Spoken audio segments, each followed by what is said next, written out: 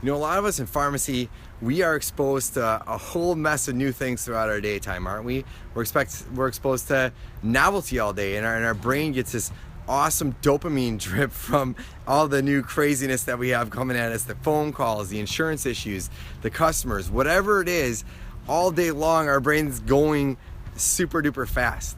I'm somebody who used to really struggle with just relaxing when I get home, right? I'd be up till like 12, 1 o'clock in the morning just with my brain just still going, or if I worked a day shift, I would, come home and just wouldn't be pleasant with my wife and daughters because I still had all this stuff on my back from the daytime, right? We as pharmacists struggle, right? You talk to a lot of different pharmacists and you bring up work-life balance and they say work-life balance, it does not exist. And the problem is a lot of it kind of drifts throughout our day. I'm going to share with you 3 powerful tools which pretty much transform my life with my pharmacy profession and just with my home life in general. I don't like being up all night just like this. I like to relax, I like to sleep. And these 3 tools just kind of help me share it. So the first one is just setting up a gate, right? Like when we're done with our shift at the end of the day, we close down our gate, we're done. Nobody else is getting in there. And we need to do the same thing at the end of our shifts for our brain, right? We need to, when we're getting home, we need to be able to shut down that gate that separates our work life from our home life. So how do we do that, right? 2 easy steps. First off, if you like to listen to talk radio or talk news or whatever, shut it off about 10 minutes before you get home. You hear this stuff all day long.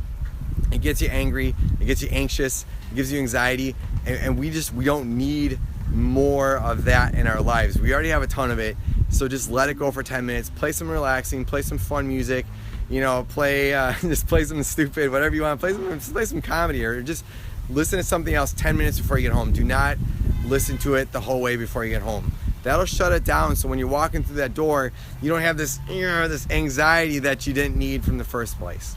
Second thing is before you walk through the door, is either start to meditate for about 5 or 10 minutes. I'll pull over and I just meditate for 5 or 10 minutes. If you want to know what I do, message me and I will share with you exactly what I do. It's really easy and it helps calm me down. Go for a walk. Do something before you walk through the door of your house. That will help you be a better person when you see your friends or you see your family, or you see your wife, or you see your daughters.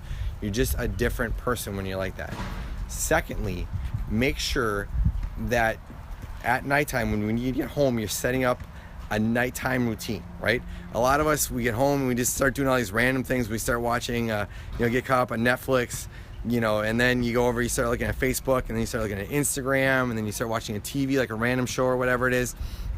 A lot of us just have this randomness, but the problem with that is that you're still firing off that dopamine all night. You're trying to escape from the pharmacy day that was hectic and crazy, but the problem is you're creating more hecticness. I don't know if that's a real word, and more chaos. It's still firing off that dopamine drip. So make sure when you get home, start setting up some kind of routine at nighttime. And lastly, this is gonna sound like my big personal development kind of guy, but practice some gratitude at nighttime. It makes the biggest difference. Just either thinking about what you can be grateful from the day, think about what you're grateful at work or just in life. It just kind of helps shut it down. It helps you remember what's good about your life. And especially if you're having a tough time at work. I know when I was first practicing gratitude, trying to think of anything that was good about pharmacy was like trying to find like the lost ark or whatever it is. So try to think of something that was good. There's one good thing that happened. Maybe you might have to think really hard about it, but think about one good thing you're thankful for there, or just whatever it is you want to think about, and that kind of ends your day. And just tell your brain, you know what, dude, this day's done, man. I don't need to think about this stuff anymore.